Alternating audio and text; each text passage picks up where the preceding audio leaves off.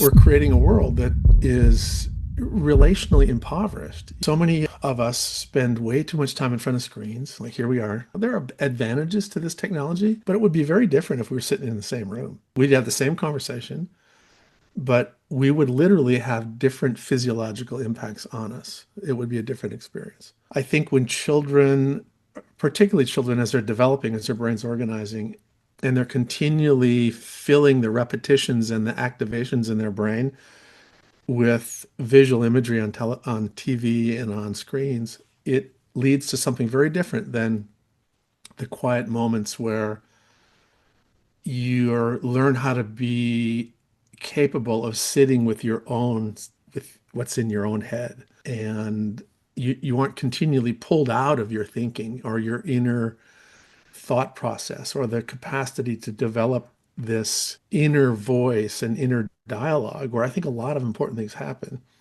If you're continually exposed to music and TV and email and this appointment and that appointment, and then you're exhausted at the end of the day and you scroll and then put your phone down and go to bed, even in your sleeping hours, you've messed up the ability of the brain to do what it wants to do during sleep in healthy conditions.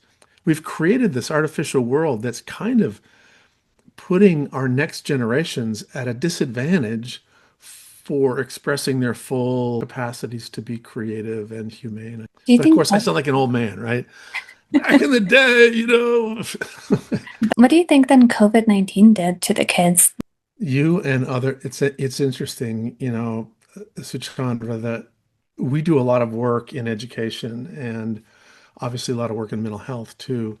Both of those systems are seeing evidence of developmental deficits and delays that they relate back to sort of that 2 year artificial experience that many of us had. There have been studies that have shown this, that children coming into kindergarten and pre-K are less socialized. They have a harder time with fundamentals around motor development and social emotional development and even cognitive development. They're just behind. I've seen a number of studies about the increased rates of anxiety and depression in adolescence. Part of it is linked to that incredibly socially isolating experience that took place while they were in these really important formative years in adolescence. And I just heard another person talking about, they're a college professor, and they're saying that they've had to have like entire remedial classes for mathematics and other topics for incoming students because there was just this big gap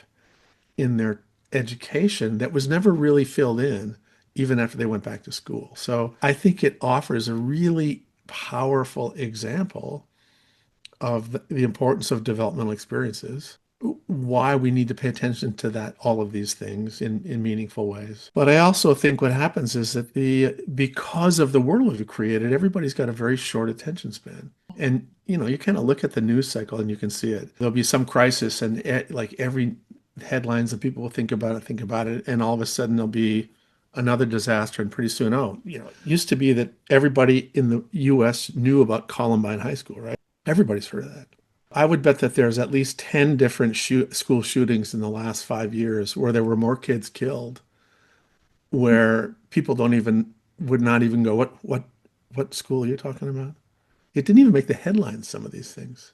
It's just crazy. But that's part of that external frenziness and sort of inability to maintain focus.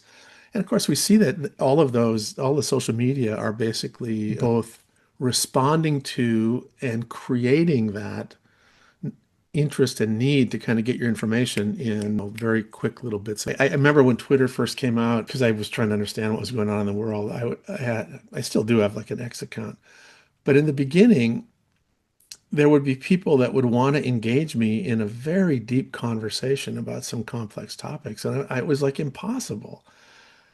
And it was so easy to get offended in these incomplete ways of communication. And it's interesting. Over time, I began to realize that this is essentially kind of like Sesame Street for adults. we in the beginning we thought Sesame Street was such a great thing, right? Oh, Sesame Street public TV, let's show these kids these really fast, visually engaging things, and here's A and this and that. And of course, that was perfect if you were four. But what happened was that created a preference for visually oriented, fast stuff like that. And then along came, really, it's interesting that the first generation of kids that went through Sesame Street, it's no coincidence that MTV emerged from that. And all of a sudden there's like, oh, instead of sitting and listening to an album, you have like a song and then a part of a song. And then, oh, you can't just listen to a song. It's got to be this movie song. And then out of that generation came some of the social media stuff and TikTok. And it's like, it's really, we are being driven cognitively in a direction that is allowing us to be easily exploited economically. And it's been monetized and clicks are monetized. We're in a very weird place as a society.